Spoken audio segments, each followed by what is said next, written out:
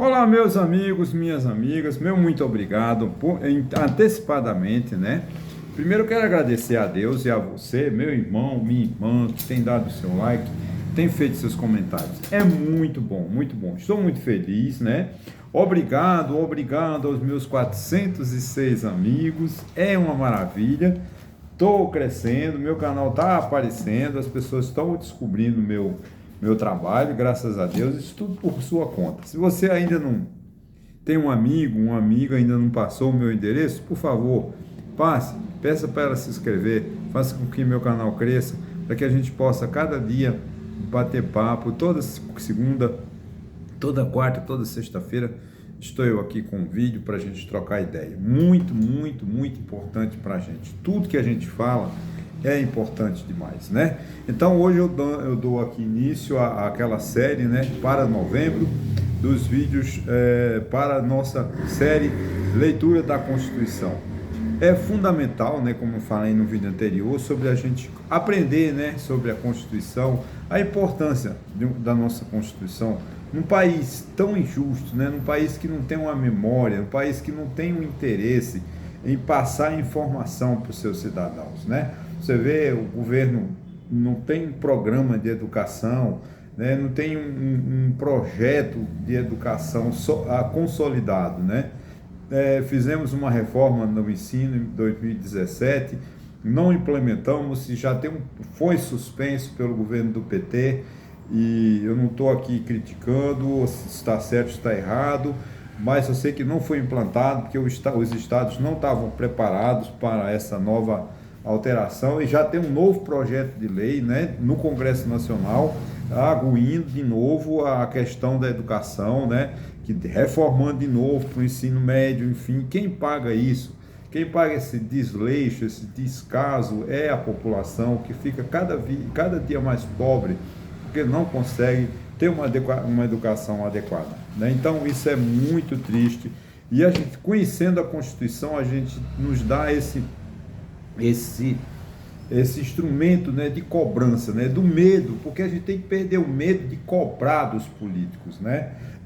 Não é o dia adequado, mas talvez no meu vídeo de quarta-feira, o que é o dia mais político, hoje a gente faz uma coisa mais dentro do conceito de lei. Eu não vou entrar em muita crítica do governo em si, mas a gente precisa de alertar, né? É de fundamental importância que a lei, o conhecimento da Constituição é o instrumento de retirada do nosso medo, o medo da autoridade, o medo do juiz, o medo do advogado, o medo do delegado. Quando a gente tem direito, não pode ter medo de ninguém.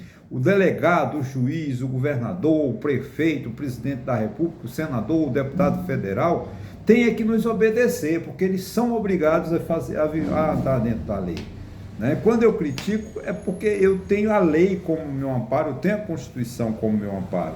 Então é isso que todos os brasileiros precisam de ter essa compreensão.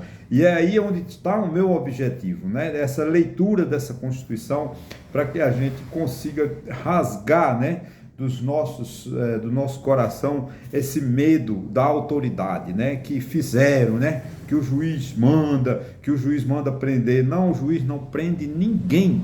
O juiz só prende quando ele tem alguém faz uma denúncia, ou que você cometeu um crime, através da investigação, através do inquérito.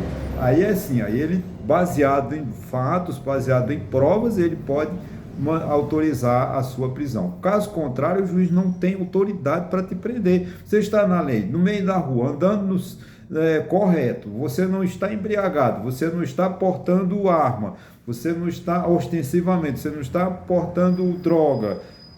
Por que o juiz vai te prender? Qual a razão de te prender? Nenhuma. Então a gente não tem que ter medo de juiz, nem medo de prefeito, nem medo de advogado, nem medo de promotor, nem medo de ninguém, porque a gente tem só uma coisa que a gente tem que temer: a Deus. Aí cada um tem a sua religião, não vou entrar no mérito. Mas deixando de lá, nós vamos começando aqui. Eu continuo no artigo 102 da Constituição, que trata sobre a competência do Supremo Tribunal Federal. É um artigo longo, nós passaremos muitos meses ainda, né, falando sobre ele, porque é um vídeo por semana e leva muito tempo. Então vamos lá, artigo 102, eu vou trabalhar inciso 1, a linha J, ou seja, diz assim, competência compete ao Supremo Tribunal Federal julgar, né? Julgar e processar a revisão criminal e a ação rescisória dos seus próprios atos.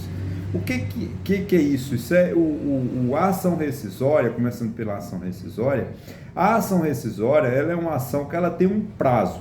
Ela tem 2 anos, você tem 2 anos, né, para conhecer o fato e pedir ao juiz para anular uma sentença. Por exemplo, uma pessoa tem uma sentença onde a pessoa foi condenada a fazer uma indenização, ou a fazer uma coisa, ou não fazer alguma coisa, né? Isso no âmbito do direito civil, tá, gente? Eu não, porque não vou entrar no direito penal, que é outra história. Então, que no direito civil você pode receber um ordem de fazer, não fazer, pagar, né? Ou pagar. Então, o que acontece? Aí, mas suponhamos que você perde um bem, mas com base num documento falso.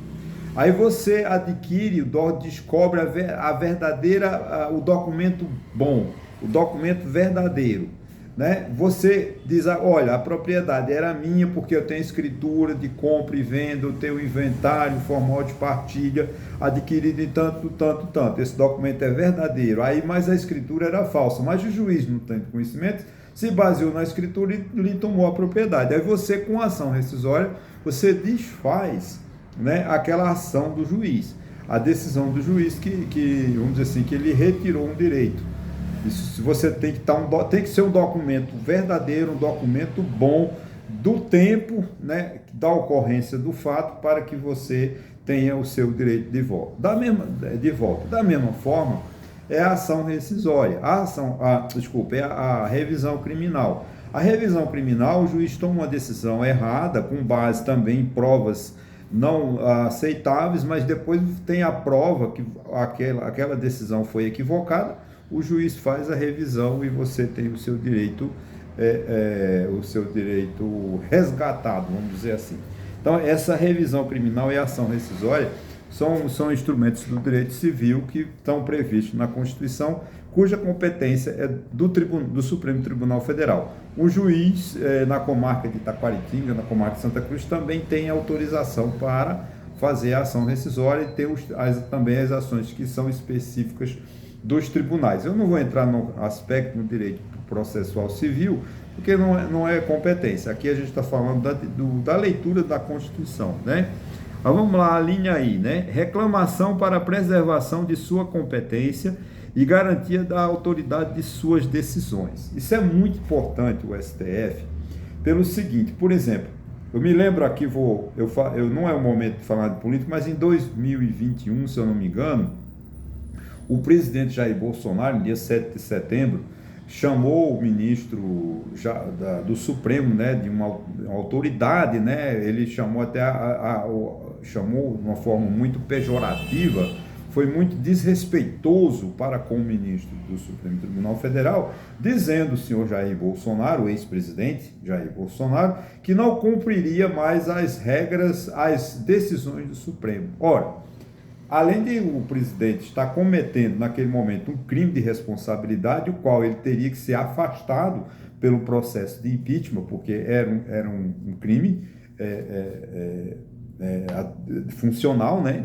O presidente da República é obrigado a cumprir as decisões do Supremo Tribunal Federal. Ora, aí caso o Supremo decidisse, tomasse uma decisão e o Jair Bolsonaro não obedecesse, ou qualquer órgão não obedecesse, o Supremo tem que tomar uma atitude e exigir que aquela decisão dele, a decisão do STF, seja cumprida. Isso é fundamental importância para que o STF tenha a sua função, né? As suas decisões respeitadas. Que decisões judiciais são para ser respeitadas. Você não discute, não descumpre uma decisão judicial. Você as discute no prazo, através de recurso, de apelação, de recurso para o Supremo, recurso para o TJ, né, agravo, enfim, são vários remédios que você não concorda, mas a decisão definitiva você tem que cumprir e acabou. Principalmente o Supremo Tribunal Federal, que é nossa instituição maior e que fala, por último, errando ou acertando. Então você está dizendo que o Supremo Tribunal Federal erra? Claro que erra. Qual é o ser humano?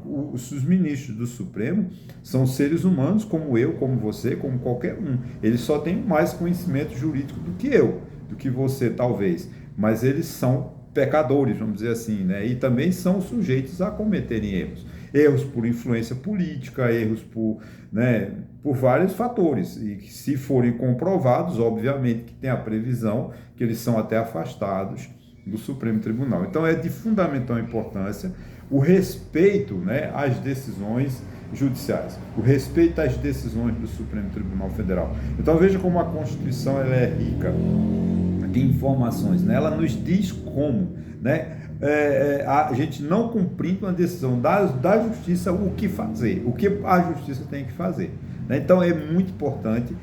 Mas não, essa hipocrisia, porque o ministro do Supremo Tribunal não é eleito, então ele não pode decidir. Claro que pode. Se a Constituição quisesse, o Constituinte, quando fez a Constituição, que isso é um acordo, que a Constituição é um acordo de vontade entre os cidadãos e o governo. Então, em 1986, quando foi convocada a Assembleia Nacional Constituinte, nós elegemos os constituintes que fizeram a Constituição desta forma. E a gente tem que obedecer, porque nós concordamos com essa Constituição, né? Então, ela tem lá a previsão de que se alguém, né, não cumpre a decisão do STJ, ele tenha direitos de reivindicar, de cobrar que a decisão dele seja cumprida. Então, isso é para quê? Para garantir a nossa segurança, garantir a nossa justiça, garantir a nossa democracia. Porque democracia não é viver fora da lei. Democracia não é a liberdade que só eu acho que a liberdade é boa. Democracia é você viver de acordo com a lei, né? E o Supremo Tribunal Federal, de forma indireta, ele sustenta a democracia quando exige que as suas decisões sejam respeitadas e as suas decisões sejam cumpridas. Ok, gente? Vou ficando por aqui nesse vídeo. No próximo a gente continua ainda falando do STF, ok? Muito obrigado e até a próxima.